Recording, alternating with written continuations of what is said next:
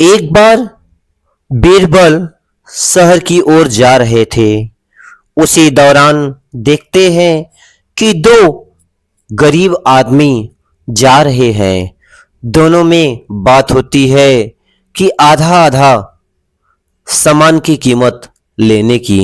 लेकिन एक आदमी मेहनत करके लकड़ियों को काटा था, जबकि दूसरा उसका मालिक था और वह बिना कुछ किए आधे पैसे का हक जता रहा था।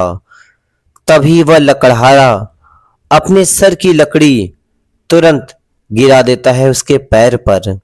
कहता है, अब इसमें भी आधा हक तुम्हारा है। अब जब उसके पैर पर लकड़ी गिरती है तो दर्द से चिल्लाने लगता है। कहता है, तुमने क्या कर दिया? लकड़हारा कहता है, जब आधे की बात है तो दर्द भी आधा आधा ही होना चाहिए। बीरबल सब देख रहे थे। वो समझ गए कि यह लकड़हारा जो कर रहा है बिल्कुल सही है। कुछ दूर जाने के बाद बीरबल महल की ओर चल देते हैं। जब देखते हैं महल के दरवाजे के पास एक मुख्य पहरेदार था। वह एक गरीब आदमी से कानों में कुछ फुसफुसा रहा था और वह गरीब आदमी रेशम से बुने हुए शाल महारानी के लिए लाया हुआ था। बीरबल वहां पहुंचते हैं। बीरबल को देखकर वह पहरेदार चौकन्ना हो जाता है और कहता है, जहाँपना कहिए क्या सेवा करूं? बीरबल कहते हैं, जाओ कुछ दूर एक गिलास पानी लेकर आओ, फिर आना। जैसे ही पहरेदार दूर जाता है तो रेशम की साल लेकर आए हुए किसान से बीरबल पूछते हैं, यह पहरेदार तुमसे क्या कह रहा था? तो पहरेदार कह रहा था कि जो भी तुम्हें इनाम मिलेगा बादशाह अकबर से, उसका आधा हिस्सा मुझे चाहिए। अब बताइए कि मैं क्या करूं? मैंने इतनी मेहनत से इस साल को बुना है महारानी के लिए, लेकिन जो भी इनाम मिलेगा आधा आधा करने के लिए पहरेदार कह रहा है। अब बीरबल ने उसके कानों में फुसफुसाया कुछ और बताया कि ऐसा करना है। बीरबल कुछ देर बाद अंदर महल में चले जाते हैं और पहरेदार जब आता है तो उस रेशम के बनाए हुए शाल को लेकर वह व्यक्ति दरबारी से पूछकर अंदर प्रवेश करता है।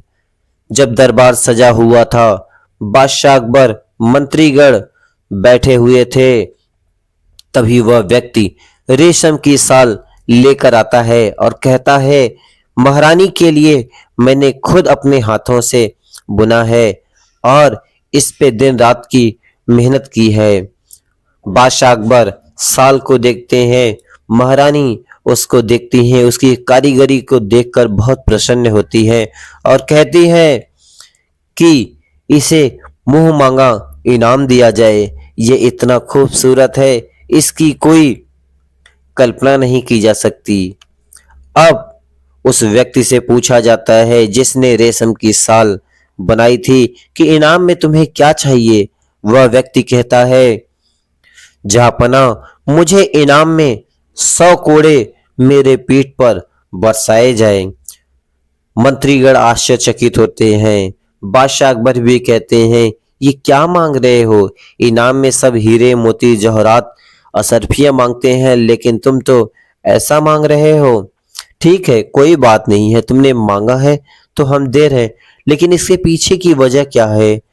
तब वह रेशम की शाल बनाने वाला व्यक्ति कहता है, महाराज, जब मैं प्रवेश कर रहा था मुख्य द्वार पे जो पहरेदार था, उन्होंने कहा कि जो भी इनाम मिलेगा तुम्हें आधा दिया जाएगा।